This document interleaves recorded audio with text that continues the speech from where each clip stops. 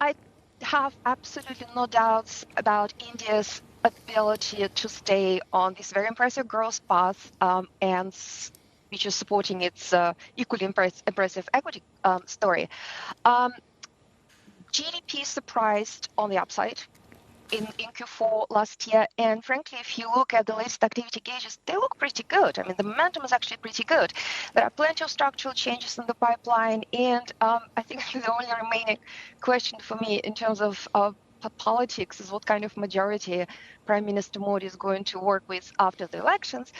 But longer term, India's success will depend on two crucial factors. First, institutional strength. So that we are no longer concerned about this, one-man show or so-called one-man show in the BJP and all these questions about what happens after Modi, they go away.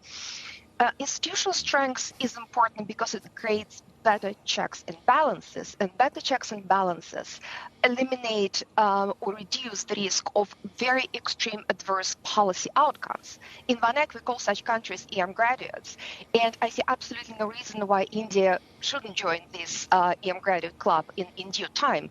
The second key requirement would be fiscal consolidation.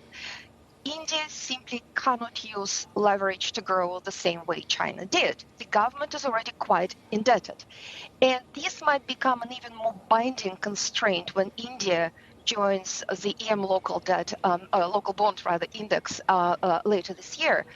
Another consideration is that fiscal consolidation is absolutely essential for domestic savings, which in turn absolutely essential for boosting investments, without which, frankly, India will not be able to get to this higher growth trajectory. And this, by the way, explains why India's kind of prudent 2025 budget was so well received by the market. So summing up, I think pretty good near-term outlook, but longer term, I really would like to see India speeding up its structural reform.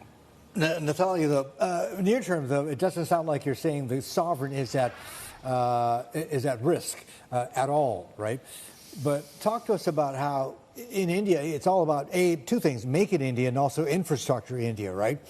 With regards to infrastructure, we've seen this movie before. Last time around, didn't turn out so well. Bad loans gone wrong, which killed the credit cycle for years, right? This time around, how are things looking? Maybe one thing that is different this time around is the health of the banking sector, because, that was another never-ending story, by the way, for quite some time. But it looks like there are improvements there. So it seems to me in terms of, finding money to finance infrastructure projects kind of outside the budget, which, we would like to move in the opposite direction. We would like it to kind of to see more fiscal consolidation. I think what is essential is to find private sector money. And I think India's success, finally, we can talk about this, in cleaning out the banking sector, which is in a much better state right now, maybe is a solution. Because I understand that in terms of development, it's sometimes essential to use the public funds for infrastructure. But frankly, for India, I think it's time to think about leverage on a government level, on the country level.